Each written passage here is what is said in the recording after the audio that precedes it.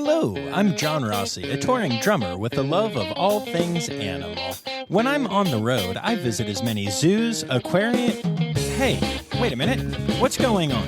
Hey, what's going on there? Hello? Hello? Hello? We interrupt your regularly scheduled program to bring you Rossifari Zoo news. News you can use from the world of zoos and conservation. Every week, we bring you breaking news and analysis from around the globe, featuring the animals you love and the people who care for them. And here's your anchorman, John Rossi. Hello, hello, hello, and welcome back to Rossifari Zoo News, your look at everything going on in the world of zoos, aquariums, conservation, and general animal weirdness. Y'all, before we get to it this week, I just want to take a moment to remind y'all to make sure that you hit subscribe so you don't miss any Zoo News episodes or any of my interview episodes that drop every Tuesday. Also, make sure that you're following along on the socials at Rossifari and on TikTok at Rossifari Pod. And I mention those places in particular because it's been an interesting week on the socials for Rossifari. We have had a couple of videos go viral. Not entirely surprisingly, one of them is me drumming with Emily again, and that's gotten close to 2 million views between the different platforms. What really shocked me is that one of my tree kangaroo videos has started going really viral on YouTube, and a different one, but the same idea, tree kangaroo at Woodland Park Zoo, two different tree kangaroos actually, but has started going viral on Instagram. The one on Insta has over 40,000 views. I forget how much the one on YouTube does, but lots. And it's all led to me finally getting over the 50,000 followers hump on my main socials. And it's so funny now because TikTok has blown up and Insta has blown up, and I only recently started the YouTube channel. So even with a ton of views, it's I'm well under 200 followers on there because I literally just started it and only started pushing videos, a week or two ago. And then Facebook just kind of exists. I know a lot of you all connect with me on there, but I don't really use it other than to connect with the people who message me. All of the posts on there, it just copies automatically over from Insta. So my numbers are wildly inconsistent from platform to platform, but it's cool to see this growth because, that means more people are going to get to see these amazing animals and hear these incredible stories of the amazing zoos and aquariums and people that work at them in the United States and really around the world.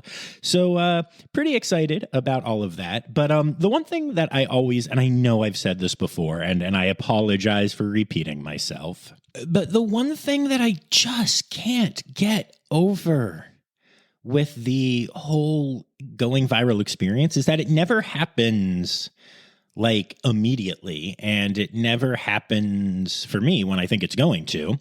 And so the first time when my first Emily video really took off, I was walking through the woods with my dogs and my Zozo, and we were just walking, and all of a sudden my phone was blowing up. And this time the Emily video started going viral, as did one of the tree kangaroo ones, when I was at Aquarium of Niagara. And I was like, what is going on? I'm trying to get ready to go out and talk to people about the seals that call the aquarium home. And my left pocket is going insane. And I look down and I'm like, neat. I have stuff going viral. It's just so weird and trippy. And in my case, because I'm moving around so much, I'm removed from the place. I'm not in Massachusetts or Rhode Island. I'm back in Buffalo as this is happening, and I'm at Aquarium of Niagara, and I'm just there volunteering, and I don't know. It's all very weird. Social media and real life colliding is very weird. But yeah, it's been a good time. And I've actually had more people recognize me at facilities recently, keepers and guests, and that's always a lot of fun. So if you are a listener and you see me around, feel free to say hi. Yeah, and that's all I'm going to say about all of that, but life is good. So yeah, I guess it's time. Let's get to it.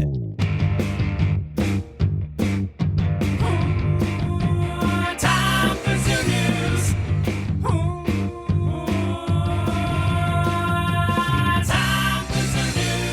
All right, so it is time to discuss some births that happened in the last week. And, it's red panda birth season, and we've got some to talk about.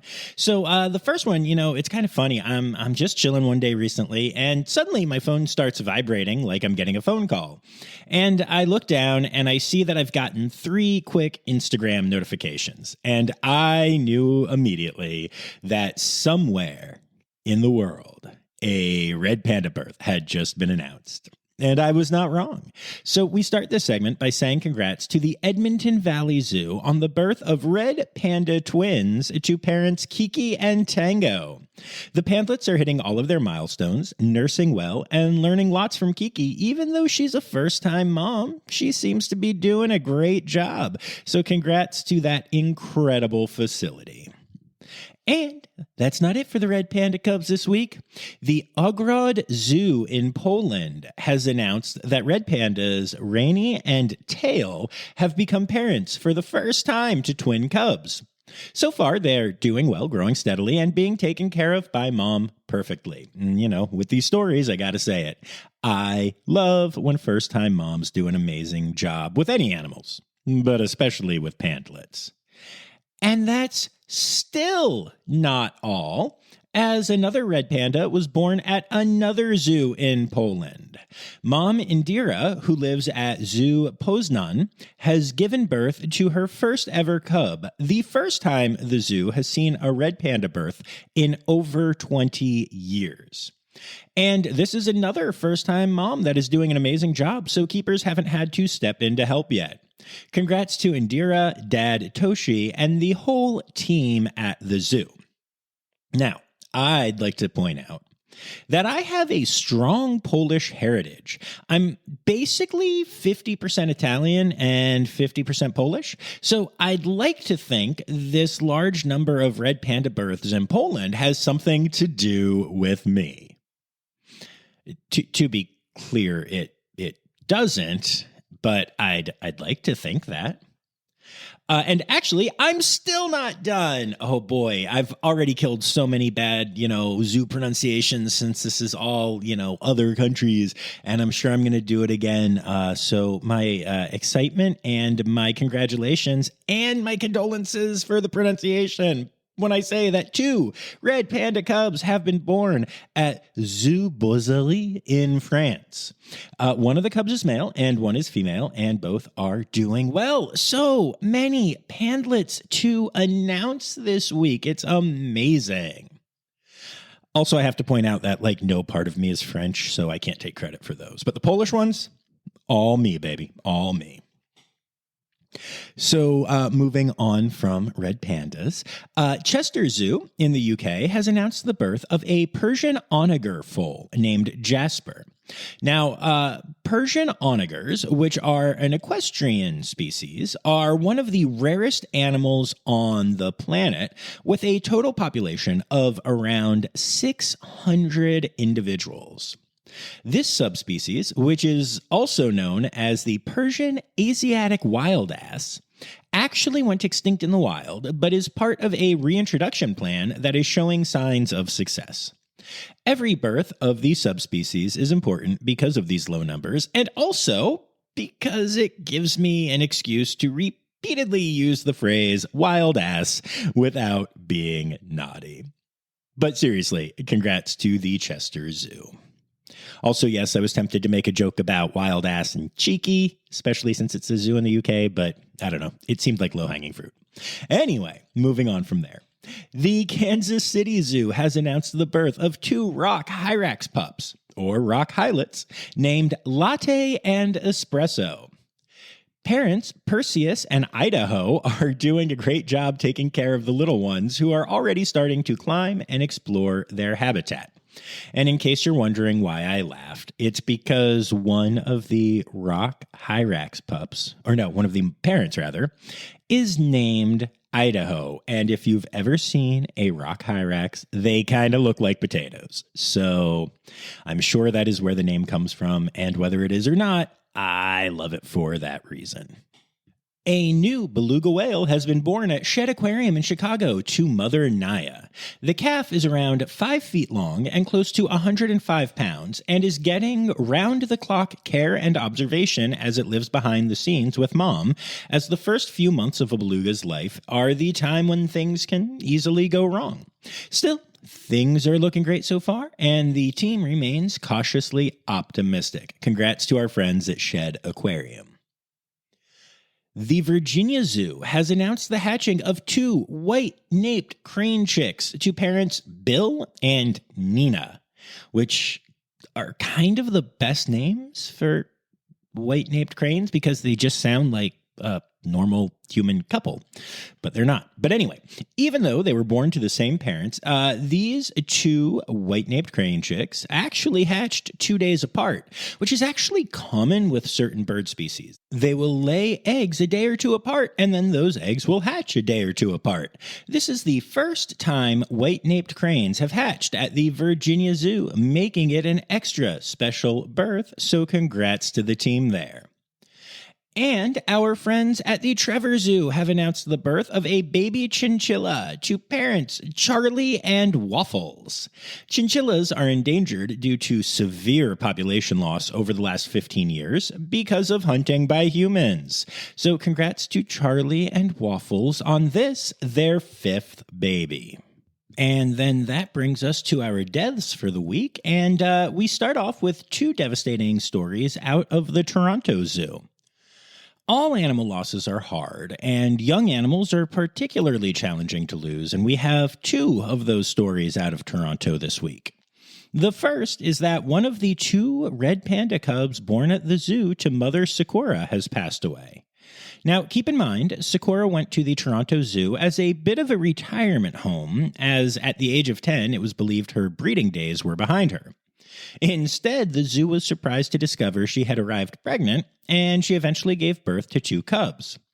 Sakura has also been showing symptoms of unusual neurological activity and has been spending time in the veterinary hospital because of it, though she has mostly been able to stay in her nest box with the cubs, except for when receiving treatment at the hospital. So, unfortunately, Sakura's condition has continued to worsen, and so the zoo did decide to start supplemental feedings of the cubs. Sadly, the smaller cub, a male, started to eat less and show less interest in drinking milk, and despite being taken to the vet hospital at the zoo, he passed away just shy of the age of 6 weeks. I'm not going to go into the details of all that was wrong with the little one, according to the necropsy, because it was a lot. There was a lot going on with that little one. But I will say the zoo did a wonderful, transparent analysis of the full findings. And if you're curious, you can go check them out on their socials. Suffice it to say, the cub was facing an uphill battle from the start. Sending all my love to the team at the Toronto Zoo. They are truly going through it with that whole situation right now. And that's not, as I mentioned, the only loss, as the Toronto Zoo also said goodbye to Matu, a 2-year-old Maasai giraffe. Matu was being castrated, but while under general anesthesia, stopped breathing and he passed away. And this goes back to an issue we've talked about on here before, which is that as amazing as zoo veterinarians are, and they really are, there is a whole lot less information about exotic animals than there is about domestic ones. And even animals that are as common as giraffe in zoos are still hard to get the anesthesia right for every time. The reproductive science team at the zoo was able to collect and bank living genetic material from Matu, which will be stored in the biobank at the zoo to keep his genetics alive in the population. Sending all my love to the team at the Toronto Zoo for these tragic losses. And heading back to red pandas for a moment, the Lake Superior Zoo has said goodbye to 1-year-old Pip, the female panda who arrived from Woodland Park Zoo as part of the SSP. The zoo has no clue what happened as of this time. Cameras confirm she went into her den box at 10 p.m. one night, and she never came out again. There were no signs that something might be wrong. In light of this death and that of the cub at Toronto, I want to share that a recent study showed that roughly 40% of red panda cubs don't make it through their first year of life when born in human care.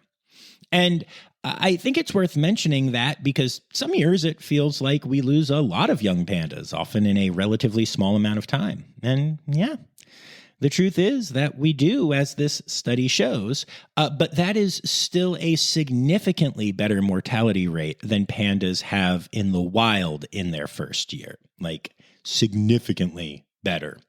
The truth is that red pandas are just not a species with a huge likelihood of making it past their first year.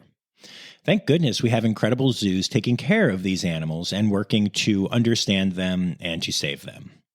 Sending condolences to the team at Lake Superior Zoo and also at Woodland Park Zoo, where they really, really loved Pip.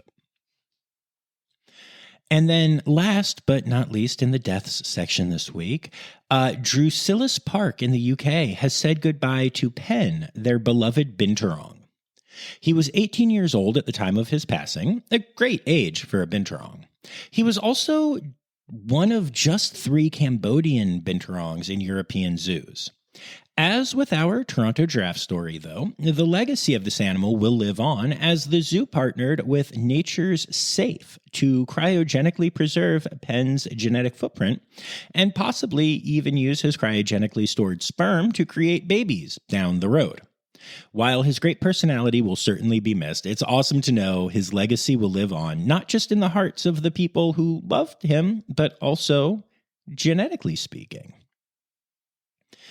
And then moving on from the births and deaths of animals, we get to the rest of our zoo news section, which actually starts with a death of a different kind. The Georgia Aquarium has announced the passing of Dr. Brian Davis, the president and CEO of the aquarium. Brian was known for his commitment to the humans and non-human animals in his care, for lifting others up, and for creating a caring and diverse space at the Georgia Aquarium, and at Maritime Aquarium before that. Brian also served on the board of the AZA, including as its chair for a year. He left an indelible mark not just on the facilities he served at, but on the greater AZA community as a whole, and his sudden loss has caused an outpouring of love and grief on social media and beyond. Sending all my love to everyone who was affected by this wonderful man, especially his family and those who worked with him at the Georgia Aquarium. This is a truly tough loss for the zoological community. All right, we'll be back after this quick break. Hi, this is Kathy Hill from the Indian River Lagoon National Estuary Program. We're all about restoration projects in progress this season on One Lagoon, One Voice. Learn about the great strides the lagoon community is taking to restore and protect the Indian River Lagoon. Each week, we dive deep into discussions with scientists, resource managers, and nonprofit leaders to explore lagoon issues and solutions. From oyster reefs to clam restoration, algae blooms to muck, you'll learn all about the projects we're tackling to bring the Indian River Lagoon back to health. Click the link in the show notes to follow One Lagoon, One Voice, learn about the IRL Council, and explore our unique lagoon.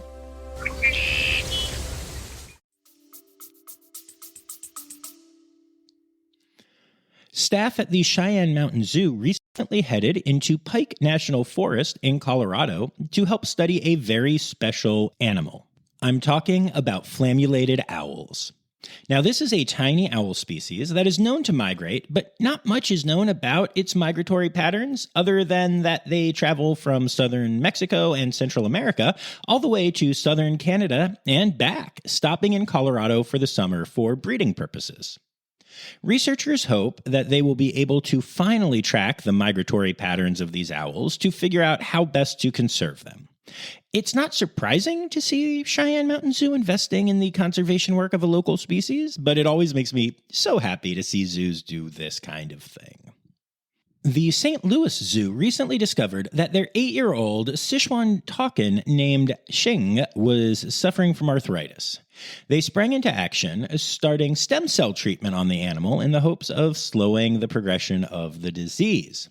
Since that time, Xing has become more active in his habitat, climbing regularly, and has also shown an improvement in attitude, which provides some great evidence that the treatments are working. It is so cool to see zoos adapt these new medical procedures, and put them onto animals like takin, just to make sure that their welfare is as good as it can be.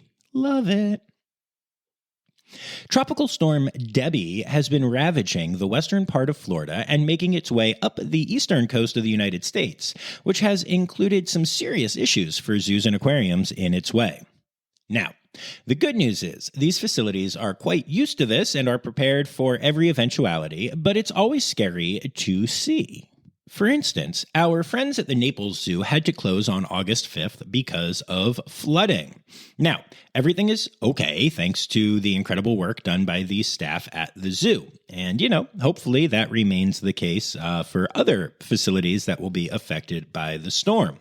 I did want to pause here and give a quick shout out to the South Carolina Aquarium because in order to prepare for Debby, the aquarium admitted that they had to stretch their staff resources pretty thin. It takes a lot to prepare, to be ready to respond, and to do the recovery work if the storm causes a lot of damage. And so, as such, the aquarium decided to forego participating in the City of Charleston's First Day Festival, which is coming up on Sunday. Now, that might not on the surface seem like a huge deal as you're listening to this, but it really, really is. And the reason why it is because they're basically eschewing publicity to take care of their own staff.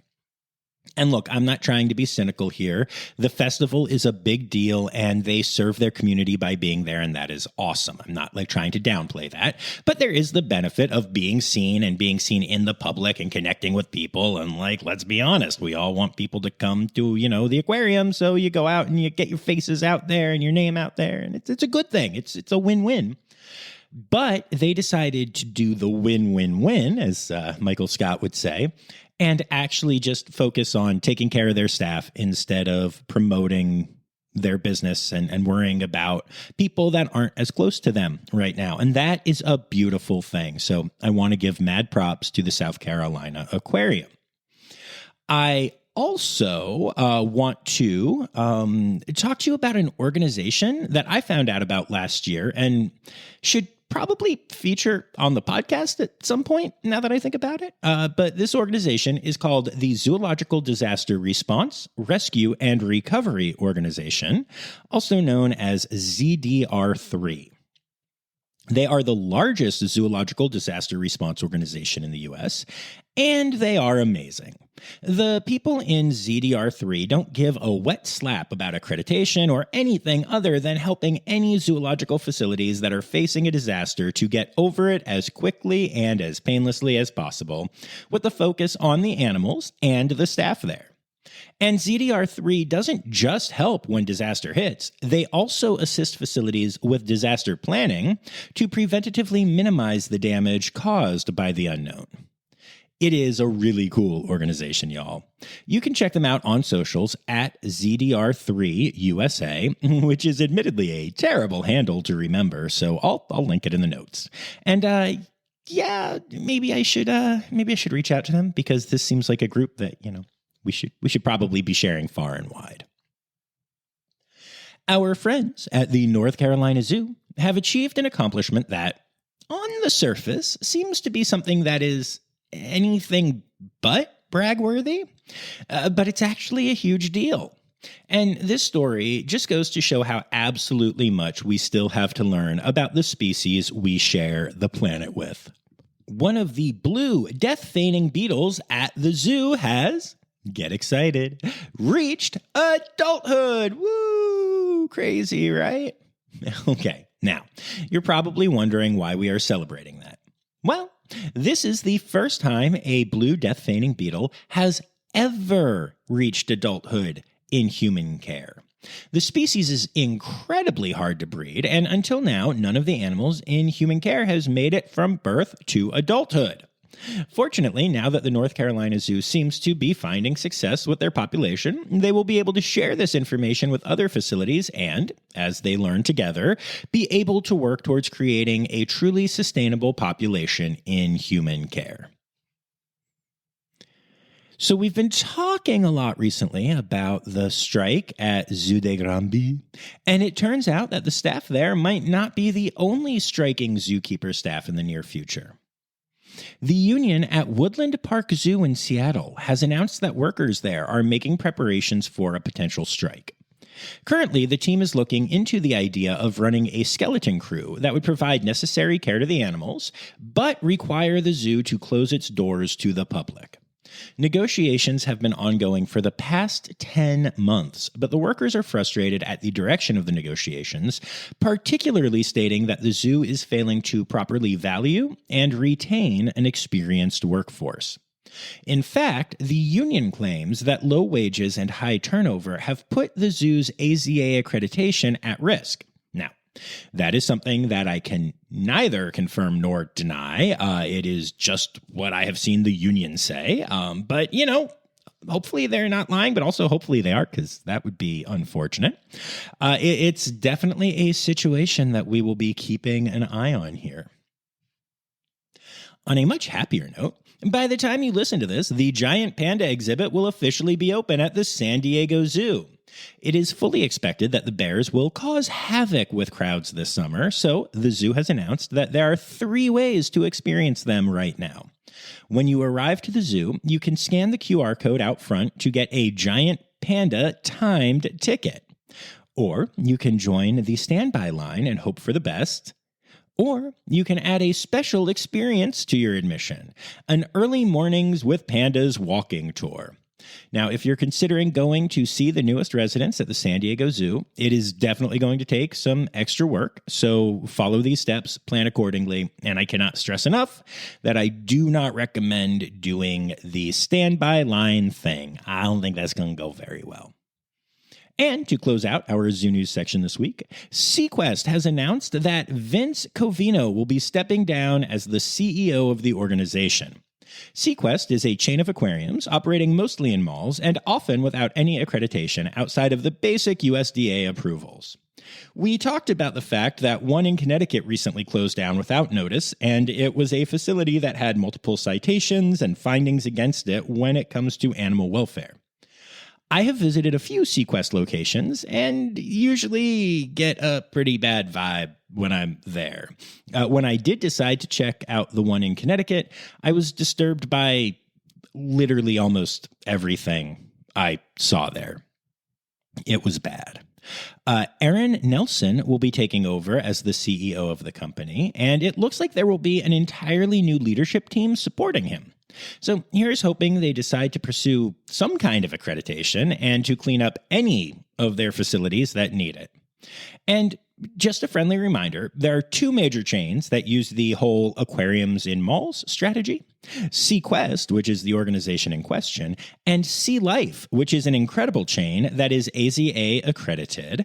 Their facility in Orlando is credited with creating the TED device, the Turtle Exclusionary Device, which has saved countless sea turtles and is legally required to be used by many countries now when it comes to commercial fishing. It's good stuff. As a matter of fact, the sea turtle they first tested TEDs on lives at Sea Life Orlando and is named, creatively enough, Ted. But yeah, you've even heard interviews from Sea Life Arizona and Sea Life Sunshine Coast on this podcast with more facilities from the Sea Life chain to come down the road. So just wanted to put out the reminder that they are 2 very different brands. People do confuse them sometimes, but not you shouldn't. We'll just say it that way.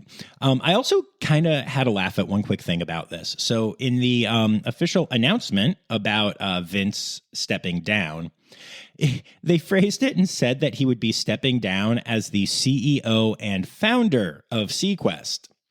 You can step down as a CEO, but you can't actually step down as the founder of an organization. I know it was just silly wording, but I found it funny. And that brings us to Conservation, news time. Oh yeah. All right, so we spend an inordinate amount of time talking about red pandas and red panda conservation on this podcast because I love them and it's my podcast, so I get to. But here's the crazy thing about that. There isn't actually a ton of conservation work being done to save red pandas in most of their home range. So pandas range from Nepal into India, Bhutan, Myanmar, and China. And yet, whenever you hear about conservation efforts, you hear about them taking place in Nepal. And that's because of a few things. First of all, that's where Red Panda Network is located and doing the work, building the community awareness of the animals and reforesting, etc. And even then, the work isn't being done in all of the areas of Nepal with red pandas yet. Red Panda Network has taken a very wise strategy of working in a concentrated area and then continuing to grow that area as they are able. Also, the governments in other areas of the home range of red pandas are not always as open to conservationists, especially Western conservationists. So that's why it's Nepal and not places like especially China. So really, even though a lot of incredible work is being done to save red pandas, it's taking place in one part of one country in their home range, which also means that only one of the two species has most of the conservation work being done for it. Anyway, I told you all of that to tell you this. Bhutan has entered the chat. The Bhutanese government has recently committed to start to save the red pandas in their country. The Department of Forests and Park Services announced this on World Ranger Day, saying that since red pandas have cultural significance in Bhutan, conservation efforts would begin for the species. In fact, they just completed the first ever census of red pandas in the country, determining that at least 302 pandas live in the country. The survey only covered around 6% of Bhutan, so it is the low-end estimate of the number of pandas there. But that figure is an important one, as it will be the benchmark used to evaluate the success of conservation efforts there moving forward. Adorably, in Bhutan, the red panda is known as the achodonka. I like that part of it. That's not really conservation-y, it's just cool.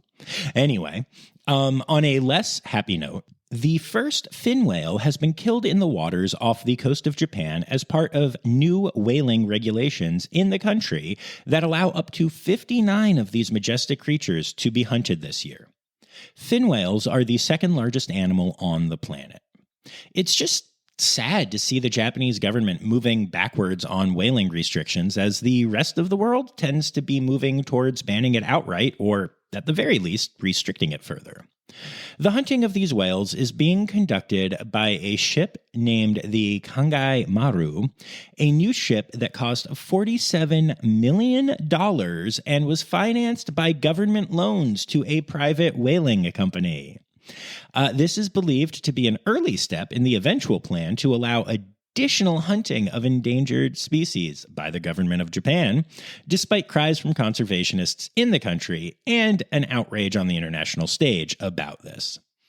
And I mean, look, obviously, hunting endangered species is a freaking problem, but it gets even more complex and interesting when you start to think about ocean life.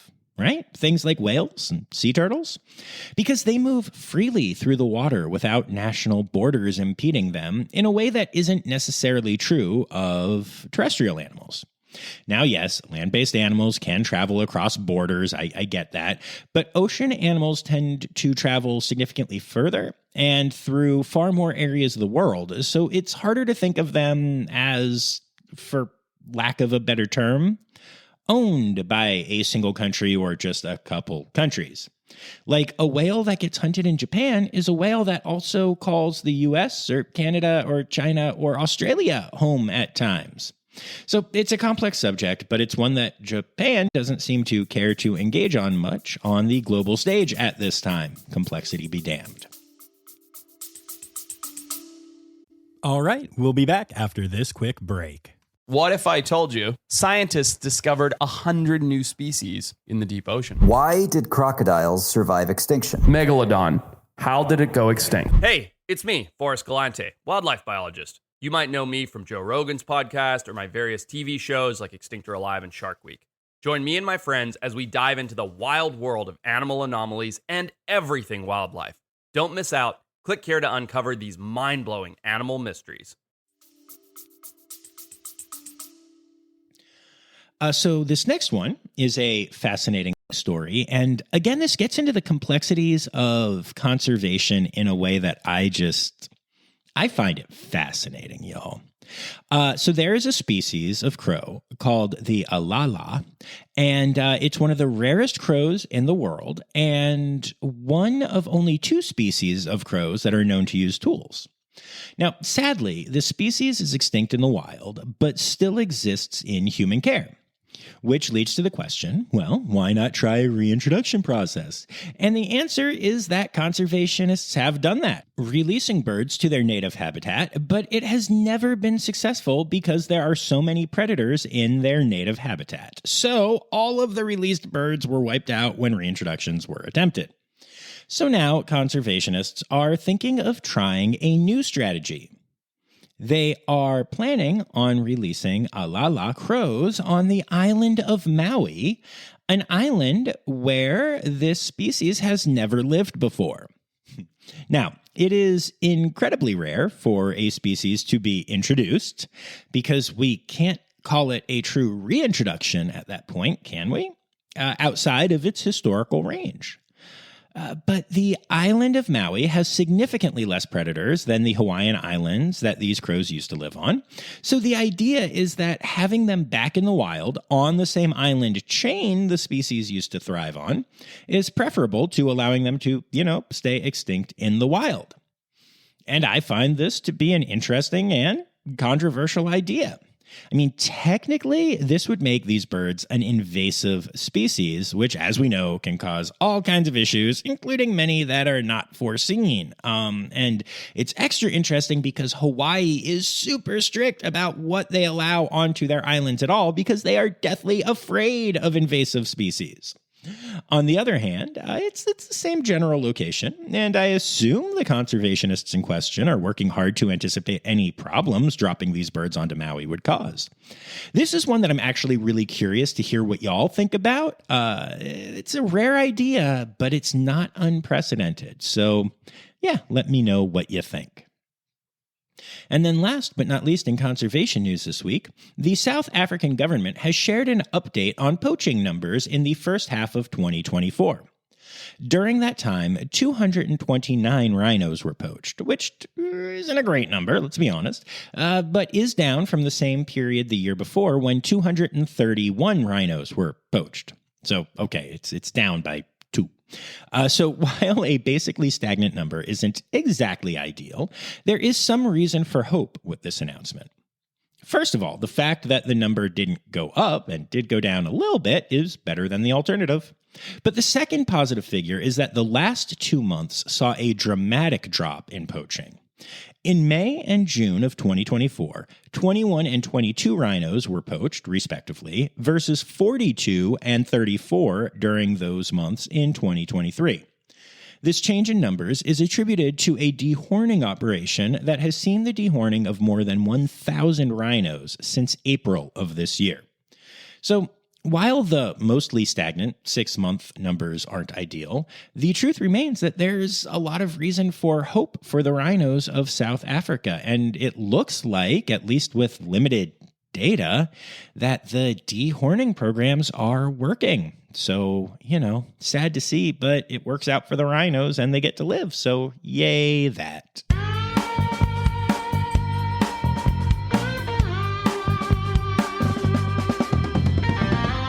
In other news. So, turns out the Olympics are going on right now, but another sporting competition recently took place, the Wimbledon tennis tournament. And over the course of that tournament, over 55,000 tennis balls were used. What happens to those balls, you ask? Well, every year since 2001 has seen many of those balls get upcycled into tiny homes for harvest mice, one of the most ridiculously cute and tiny mouse species out there. I actually have a friend who, their favorite animal is the harvest mouse, and I don't blame her Yay, they're adorable. Anyway, these mice are typically found in fields of wheat and oats and long grasses. They normally weave homes out of shredded grass and reeds, which they build on the higher parts of these plants, well off the ground. Because they're so light, they can just run up these things. It's ridiculous. Anyway, farming methods and flooding can often wipe these homes out.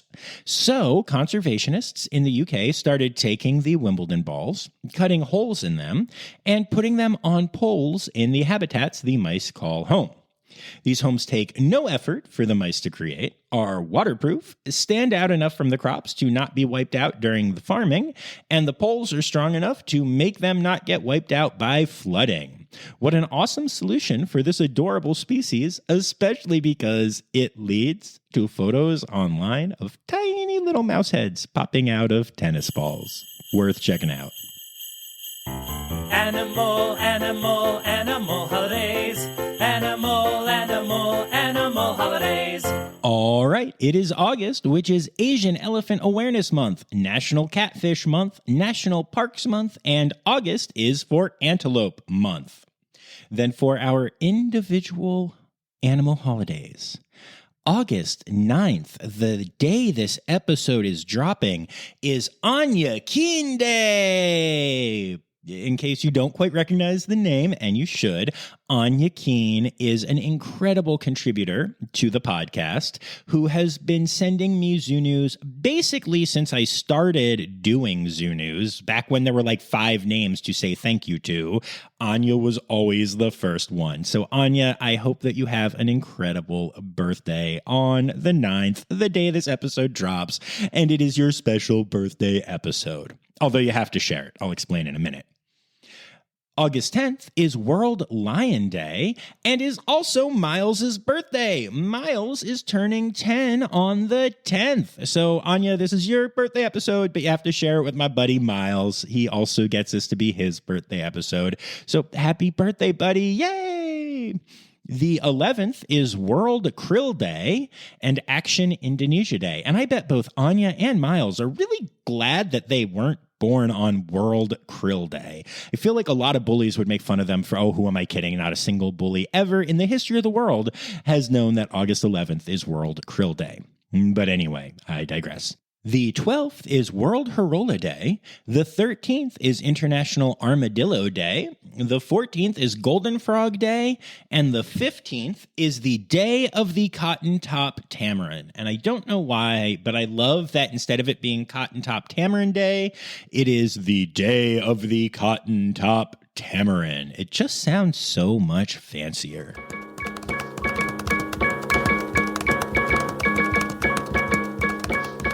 All right, so there you have it, folks. Another episode of Rossifari Zoo News is in the books. I want to take a moment to say thank you to my Red Panda level patrons, Dr. Laura Schenk, Dr. Stephen Williamson, Barbara Bennett, Jenny Owens, and Kevin Williams. And I would also like to remind you that you can support the pod for as little as $3 a month by going to patreon.com/Rossifari. I'd also like to say thank you to everyone who contributed to the episode this week, including birthday girl Anya Keen, Colleen Linehan, Kim Cooley-Croninger, Carrie Kirkpatrick, Kevin Williams, Emily Rockbuck, Dr. Laura Schenk, Lizard Dunlevy, another birthday boy, Miles Rossi, Ali Malensky, Kay Malensky,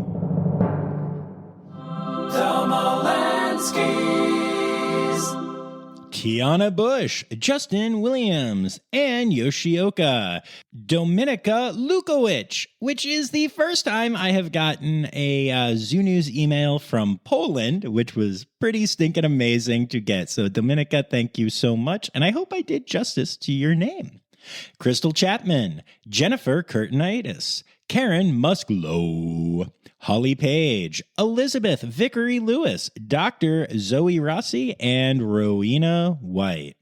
Y'all make sure you bang it back here on Tuesday because we've got another really exciting episode. One of those cool interview ones. And this time it's not just me blathering on, either with Zoo News or about drumming with an elephant, but it might be from the same facility. You never know. And don't forget, The words, newsy credits backwards, are Steider Kiswen. The Rossifari podcast is produced, hosted, and engineered by John Rossi. Editing and fact-checking by John and Dr. Zoe Rossi. Our theme song is Sevens by Nathan Burke, performed by Nathan and John. Interrupting John theme and additional voices by Taylor Isaac Gray. You can reach John directly on Instagram and Facebook at Rossifari or by email at rossifaripod@gmail.com. Rossifari is part of the Daydreamer Media Network. Now, stop listening to me and go visit a zoo.